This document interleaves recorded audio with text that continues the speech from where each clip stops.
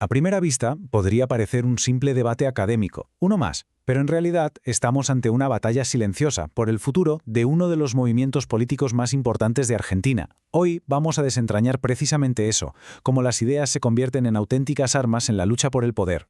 Suena un poco raro, ¿verdad? Pero esta pregunta es la clave de todo, porque lo que vamos a ver es cómo una discusión que parece puramente filosófica se ha transformado en realidad en una lucha muy pero que muy real por el liderazgo del presente. Bueno, pues vamos a meternos de lleno en el asunto. El escenario es Salta, en Argentina. Allí se organiza una jornada de filosofía. Pero ojo, no es una reunión cualquiera. Es una operación política e intelectual con muchísimas capas que hay que ir descubriendo. A ver, fijémonos bien en las fechas, porque aquí está el meollo.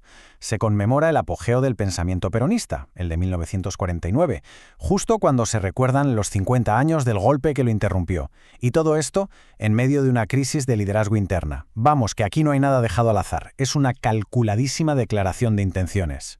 Y en el mismísimo centro de toda esta operación hay una idea, un concepto clave. Un concepto que funciona como una especie de llave maestra para entender esta lucha por el poder dentro del peronismo. Allá por 1949, Perón presenta esta idea de la comunidad organizada. Y esto no era solo un ejercicio intelectual, era un plan, una propuesta de orden político, un ideal de armonía social que, eso sí, estaba garantizado por una figura central, el líder. Pero lo realmente interesante no es tanto qué significaba en su momento, sino para qué se está usando hoy.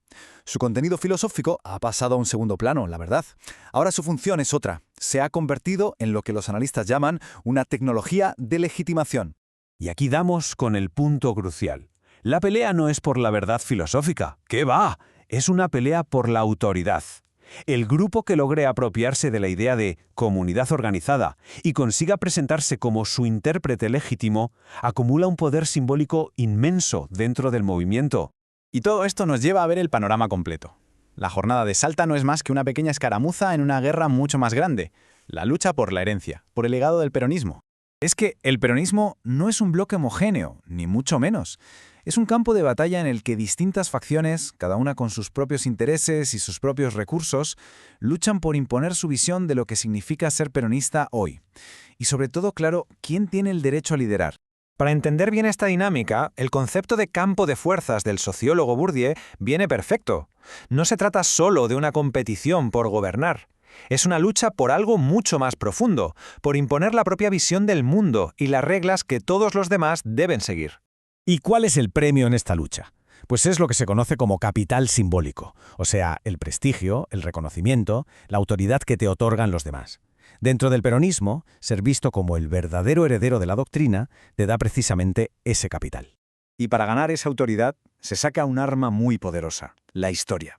O, para ser más exactos, una versión de la historia que se construye con mucho cuidado para que sirva a un propósito muy concreto. Echemos un vistazo a esta línea de tiempo. La narrativa es clarísima. Se conecta al origen glorioso de 1949 directamente con el presente, pasando por encima de la ruptura violenta de 1976. Se crea así un relato muy potente, el de un proyecto legítimo que fue truncado y que ahora se reclama como propio. Así que esto no es solo recordar el pasado, es utilizarlo para construir una genealogía, una línea de descendencia. Permite que ciertos grupos se posicionen como los continuadores naturales de esa herencia interrumpida. Y con eso, claro, ganan legitimidad frente a sus rivales internos. Volvamos entonces a la jornada de Salta. Con todo lo que hemos visto hasta ahora, ya podemos entender su verdadero significado. No es la causa de la lucha, sino un síntoma claro de que esa lucha está ocurriendo.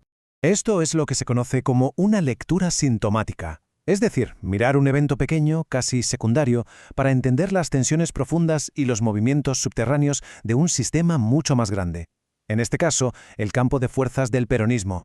Y esto nos lleva a la conclusión central de todo este análisis. Esta cita lo resume de una forma brillante. Intentar separar la filosofía del poder o las ideas de la lucha por el liderazgo sería un error. En el peronismo son las dos caras de la misma moneda.